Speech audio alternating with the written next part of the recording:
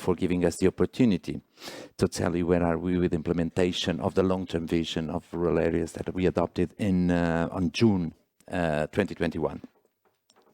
Let me see if I can manage this. Okay, thank you very much.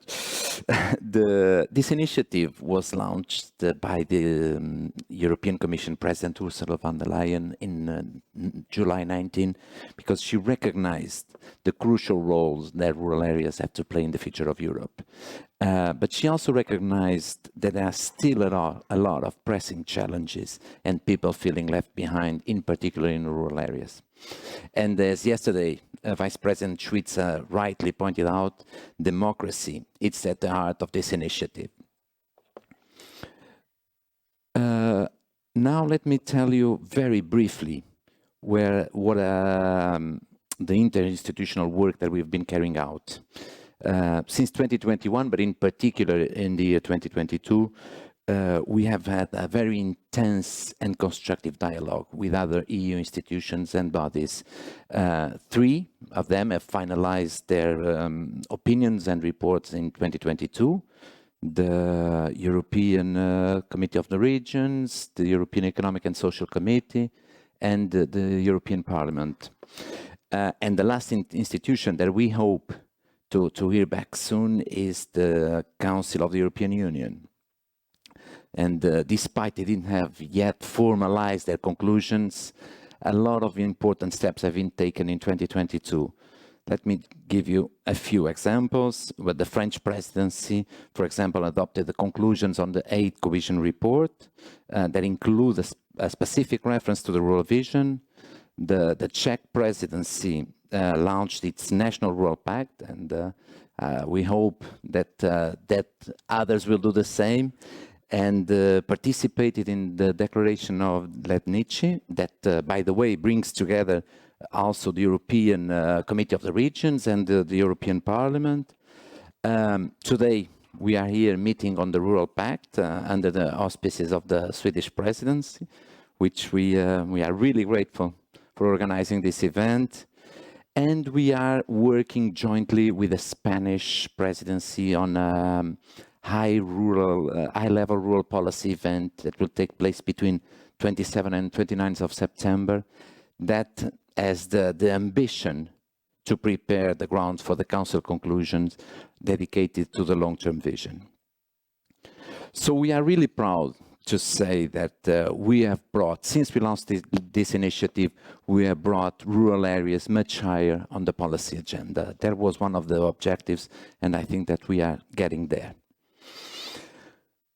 On the vision itself, let me just put a little bit of in context. It's a communication from the European Commission.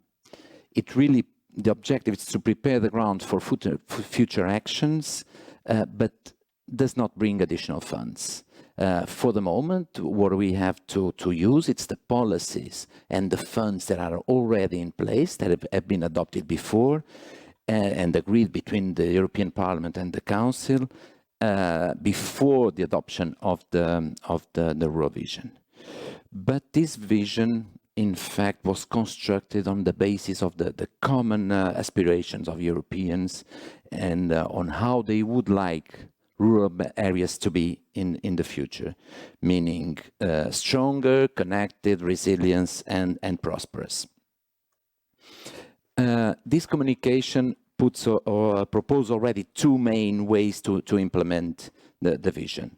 On one hand, we have the rural action plan, which it's what the European Commission proposed to do starting in 2021, and the Rural Pact, which is about joining forces with all the national, the regional, the local level, and the stakeholders.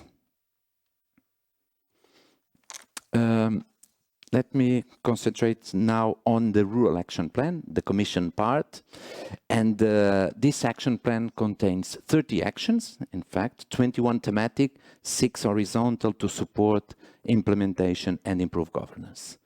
The thematic actions are structured around the 4 blocks of the action of the vision. And they include, as you can see, 9 flagships. These are bigger initiatives or group of initiatives, and 15 accompanying actions. These are more specific things like, for example, organizing a networking for leader and smart villages, or conducting specific studies. But the big novelty of this initiative is the involvement of the very different services in the European Commission, what we call departments, and I like ministries in the member states. And we organize the coordination between all these services. Well, this is an image of what we have been doing more concretely in the past 22 months, and this is thanks to a lot of efforts for 15 different Commission departments. Don't worry, I'm not going to enter in detail in all of them, but just to quote some highlights, I think it's important to tell you that we are just about to launch a rural revitalization platform, more precisely on the 29th of June. And this is a collaborative platform where you will have the possibility to create your own profile, post best practices, launch thematic or country group discussions. We have also published calls for rural dedicated research and innovation worth 120 million for the period of 21-24. We have launched the SmartNet initiative that will create networking opportunities for municipalities who want to improve rural mobility. Another important one is this Rural Digital Index that we have published, where you have the possibility to see the all indicators available for rural areas, and you can measure and follow the progress towards the targets of the digital policy. For example, we have launched the Rural Energy Community Advisory Hubs, which is there to support the local authorities that want to take advantage from the energy transition. And just another one that, we are acting quite actively for rural areas in the context of the Social Economy Action Plan. So I'm finalizing just to say that I'm really proud to say that during this now we have all actions ongoing. And as Sofia will explain you very briefly, we are now taking stock of the implementation of those measures and see which new actions we can launch in the future. Thank you very much. And now I hand the floor to Sofia. Thank you, Hugo. Now, thank you very much also for the opportunity to be here. And I can tell you this is your lucky day. You should play in the lottery, because I'm also Portuguese. And the possibility to, the chance that you meet two Portuguese on stage in Uppsala, it's very, very seldom. So I'm Portuguese, but I work for the European Commission to the Regional Department of Regional Development. And I'm here to present you the 6 horizontal measures that will support the action plan, and also to explain you a little bit how regional policy supports rural areas. So we work together, we steer the 2 departments in the Commission, we steer this action plan, but as you've seen, many or basically all other departments are involved, because every single piece of legislation or an initiative that we adopt in the European Commission, European Union, it has to have a rural lens, and it has to support the rural communities and foster their development. So for are you going to? Yeah, thanks. The 6 initiatives, you probably already know them. I mean, you're all proficient in rural development. It's a rural observatory, and it's covers a very basic need. This is done by the research department of the European Commission, the joint research department known by JRC, and it's basically to collect essential data about rural areas and to have a better understanding of what we're talking about. What are the needs? What are the diversities? Because rural areas are very diverse in the European Union. And to increase also our analytical capacities to do better policy making for rural areas.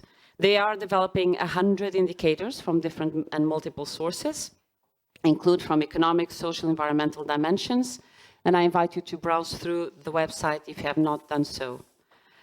We're also improving the statistics behind obviously the observatory. So we launched a second action to improve the statistic departments of the member states and improving the statistics on rural areas. And this is, of course, very important because without good data, you don't have good analysis, you don't have good policies.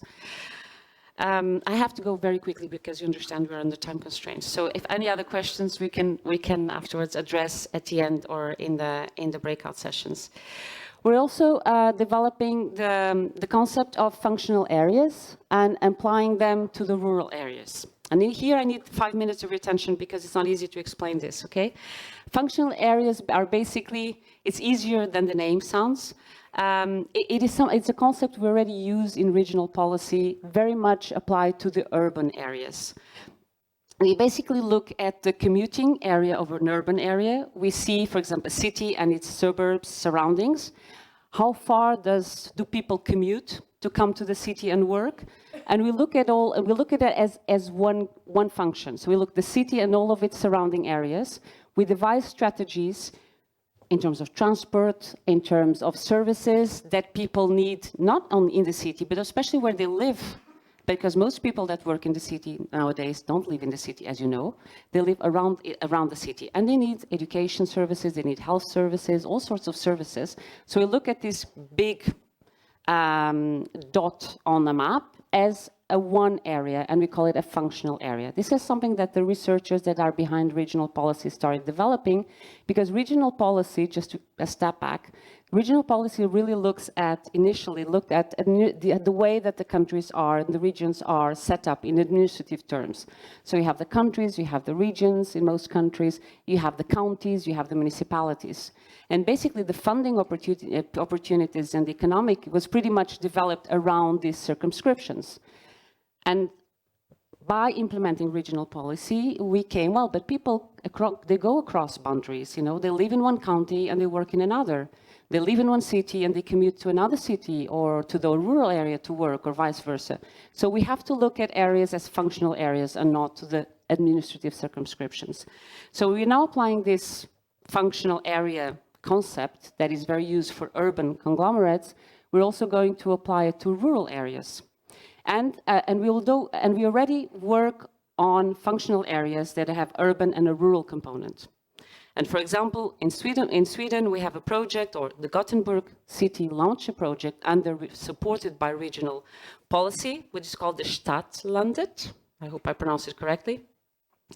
And it's basically an urban-rural functional area. They've created a functional area around the Gothenburg city, mostly the northeastern part, to bring in a number of agriculture activities, but also tourism activities, and integrate it all together by supporting SMEs and the local economic actors, both those producing the agriculture products, but also those in the logistics, in ICT. They come all together and they've created these innovative hubs. You know, we don't do anything nowadays without having a test bed or innovative hub. So they've created 5 innovative hubs. They bring all the stakeholders together to integrate the economic activities around the food supply chain, and very much geared to a green and sustainable ecological type of service and type of products. So this is a urban-rural functional area that was developed by the city of Gothenburg and has support today from the European Union. So this is an example, but you know, many of the agriculture rural areas are not within necessarily very close to a city. So we have also to apply this functional area to the rural world. And this is a challenge that we are experimenting with also the JRC, but we'll come to that. And the idea is to see where people do live, what commonalities they have in these rural areas, what services do they need, and how to bring those services in a manner that makes sense for them. And she's approaching, so I have to go very quickly. Rural proofing is basically looking at every single piece of legislation, both at EU level and national level, regional level, with a rural lens. You get what it is no harm to the rural areas. Whatever you do, you cannot harm the rural areas.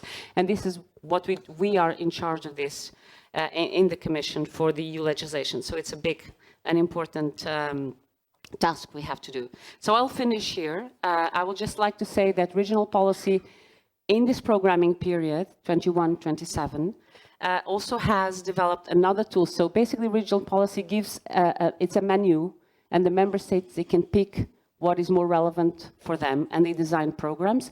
And in this menu, we gave the possibility for them to choose an initiative which is called Europe Closer to Citizens. And this is basically funding. They can tag in their programs a specific envelope that will be given to smaller communities, municipalities, regions to develop projects that are closer to the citizens.